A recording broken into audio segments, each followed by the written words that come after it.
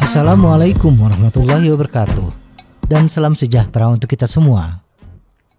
La in syakartum la azidannakum adalah jika kalian bersyukur, maka akan aku atau Allah Subhanahu wa Ta'ala tambahkan untuk kalian nikmat. Sebagai seorang yang beragama, kita sering mendengar bahasan tentang nilai-nilai bersyukur. Tetapi bagaimana sudut pandang dari luar agama tentang nilai-nilai bersyukur?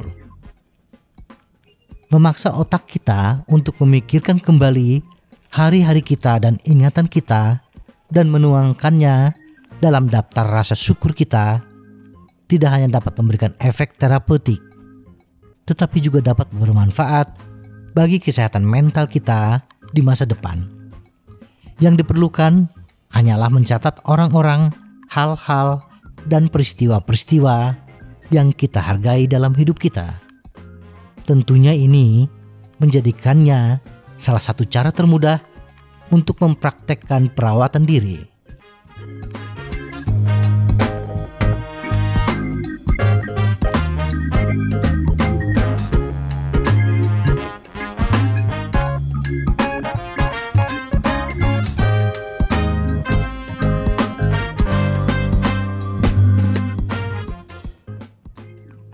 Pengingat positif.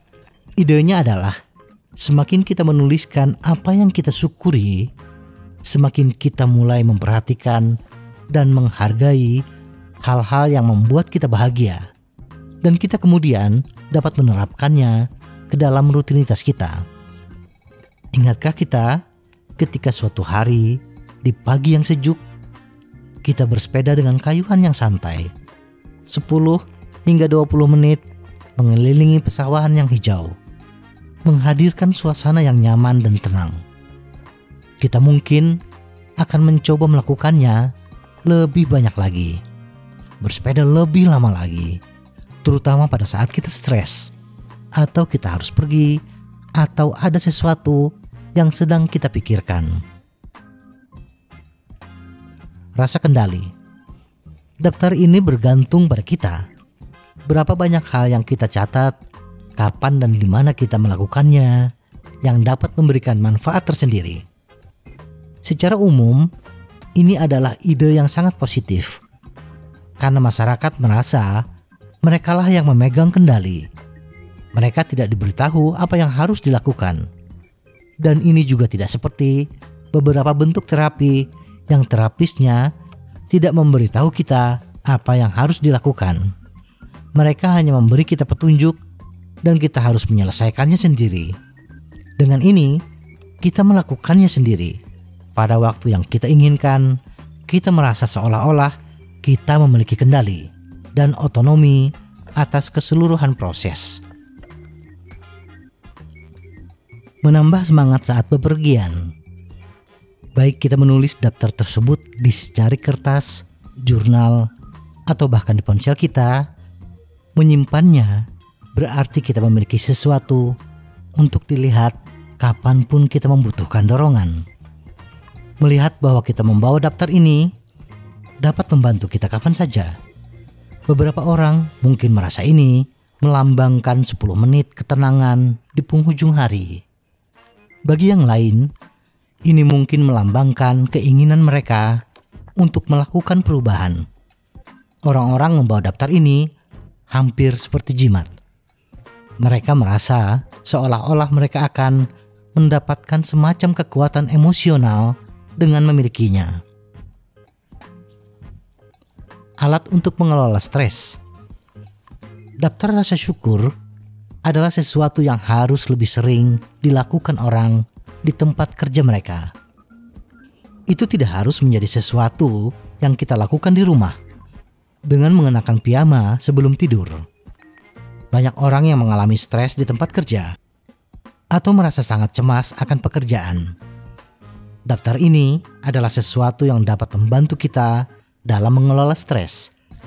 Kita dapat membuat daftar terpisah tentang hal-hal yang kita syukuri dalam kehidupan kerja kita.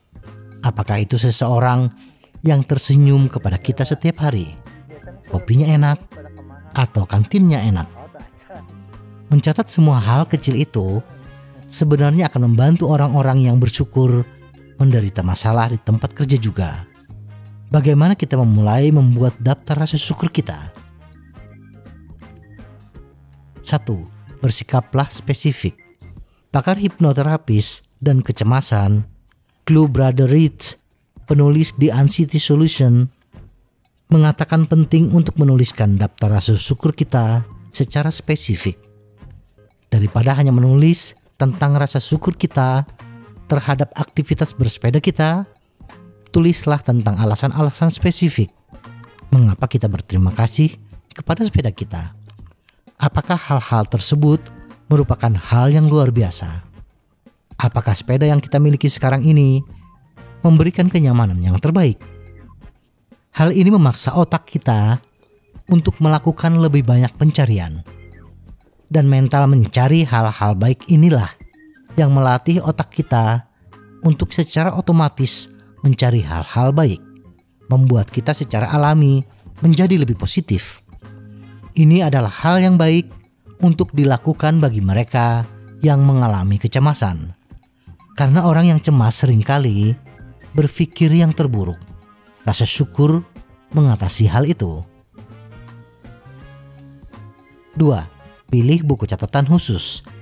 Kita dapat menulis daftar kita tentang apapun yang kita sukai. Tetapi akan sangat membantu jika kita memiliki tempat khusus untuk mencatat hal-hal khusus. Penting juga untuk memilih buku catatan yang sesuai dengan pekerjaan. Terlalu besar dan tugasnya hampir berat, terlalu kecil dan tidak cukup ruang untuk menulis semuanya. Sekarang ini, buku tidak harus buku secara fisik, tetapi bisa dalam bentuk folder-folder dalam HP kita, yang kapanpun bisa kita akses. 3. Sertakan hal-hal kecil. Seperti yang telah disinggung, penting untuk mencoba mengingat hal-hal kecil yang kita syukuri. Lagi pula, tidak setiap hari diisi dengan peristiwa atau tindakan besar. Kita tidak harus menuliskan hal-hal yang besar, seperti betapa indahnya pemandangan di perjalanan akhir pekan kita, tetapi kita bisa menuliskan hal-hal kecil. Misalnya dalam goes singkat di pagi hari, kita masih merasakan sejuknya udara yang bisa menenangkan diri kita. Atau betapa nikmatnya duduk di alam terbuka sambil menikmati sebotol air dan sepotong roti. 4. Sebarkan hal-hal positif.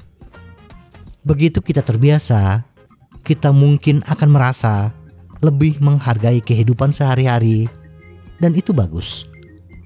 Jadi, bagikan nilai-nilai positif yang kita rasakan. Kita tidak perlu menyimpan rasa terima kasih kita atas jurnal kita. Beritahu orang-orang dalam hidup kita betapa kita menghargai mereka, dan ucapkan terima kasih kepada semua orang yang kita temui. Sampaikan hal positif dan semua orang akan merasa lebih baik. Seberapa sering kita berhenti dan memikirkan apa yang kita syukuri? Apakah kita menyimpan daftar rasa syukur? Beritahu kami di bagian komentar di bawah. Semoga informasi ini bermanfaat. Tetap sehat. Salam goes.